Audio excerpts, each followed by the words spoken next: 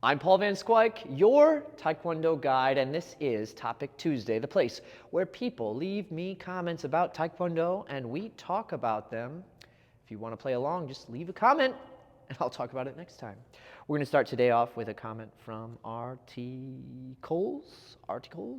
who writes, "Hey Paul, I'm writing this while waiting to begin practice in my dojon. Is it just me, or can there sometimes be an underlying issue of deifying martial arts? For me, I can practice as a means to stay healthy and use it in conjunction with other methods to maintain a healthy lifestyle. However, I frequently perceive various arguments in comment sections in the same vein as different varieties of religious fanatics, i.e. my style is better than yours. Jokingly, I can almost see such arguments of differing styles as kids yelling, 'My dad can beat up your dad.'" Yeah, no doubt we've all seen this if we've spent any time on the internet in the comments sections. So, there's a lot of reasons for this. First, let's look at the positives of what we could call tribalism. It's good to have skepticism from outsiders and outside perspectives because they might be dangerous. The name tribalism implies that in the ancient world, foreign individuals, foreign ideas posed a serious risk to your society. They might have unknown diseases. They might be hostile. They might have ideas that completely unravel the societal structure of your tribe. So, more times than not, it might be prudent to just default to a sort of tribalism in the ancient world, just as a means of staying safe. And certainly you can see the value of this even today. There's a lot of things I wouldn't want to let into my house. If I saw a sketchy person walking around my neighborhood, it's probably good that I don't walk up to them and welcome them and go, "Hey, how's it going? You want to play with the children of the neighborhood?" Right? So there's some value to that. But I think what you're getting at here is that they've elevated the practice of martial arts into being something greater than it isn't. And people do this all the time with all sorts of things. They like to identify with an activity, with a product, with a team, and make it part of their personality, part of the image that they present to the world. So yeah, deifying is a great word. You're making an idol, in a way, of something that shouldn't be quite so valuable to you. And it's interesting that you say that they argue like religious fanatics, because I think many religions would tell you not to behave in a way that's in a way that you would call fanatic.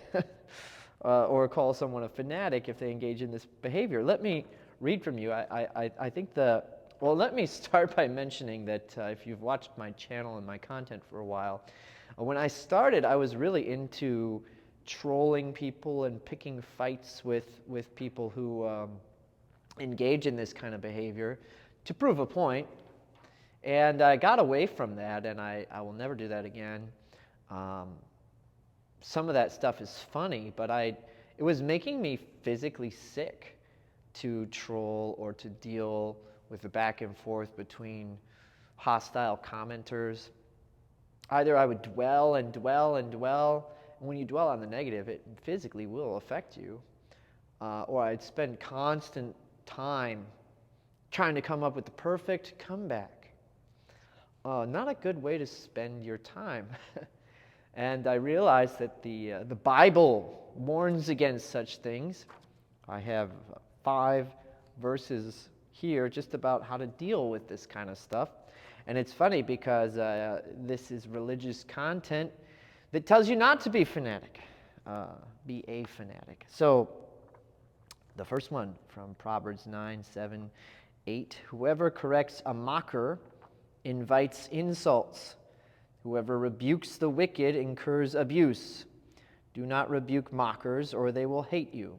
Rebuke the wise, and they will love you." Right? Just Basically, if I understand it correctly, it's telling us that those who are wise enough to hear words that are productive of value will internalize them, and everyone else will just get upset about it. So it's a waste of your time to upset people who are not ready to hear what you have to say. From Matthew 7:6, do not give dogs what is sacred. Do not throw your pearls before swine. If you do, they may trample them under their feet and turn and tear you to pieces. In this context, he's not referring to humans as dogs or pigs. He's saying that they're spiritually disconnected from God or just spiritually sick, however you want to look at it. And so they're not ready again to hear what you have to say. From Titus 3:10-11, warn a divisive person once, and then warn them a second time. After that, have nothing to do with them. You may be sure that such people are warped and sinful. They are self-condemned. Pretty self-explanatory, right? From Matthew 10:14, if anyone will not welcome or listen to your words, leave that home or town and shake the dust off your feet. Again, pretty self-explanatory. From 2 Timothy 2:23-25, don't have anything to do with foolish and stupid arguments. Note, it did not call the people foolish and stupid. Their arguments were foolish and stupid. Don't have anything to do with foolish and stupid arguments, because you know they produce quarrels, and the Lord's servant must not be quarrelsome, but must be kind to everyone, able to teach, not resentful. Opponents must be gently instructed in the hope that God will grant them repentance, leading them to knowledge of the truth. So, you can see the Bible is very clear about this stuff.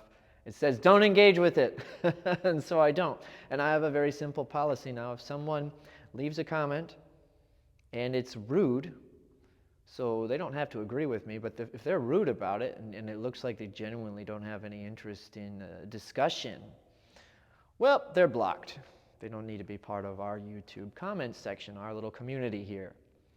And hey, life is a lot better since I started doing that, and since I stopped trolling people and engaging in that stuff, because I was not helping the situation. I brought a lot of junk upon myself by doing that. Why do they do that? There's a whole variety of reasons. I think the big one is that they try to lift themselves, elevate their own social status through these arguments, their feeling of association to this thing that they've deified. It grants them a feeling of superiority, and they don't want that challenged, or they use it to feel superior.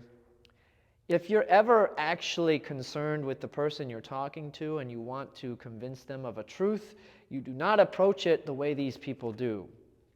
You are not rude to them.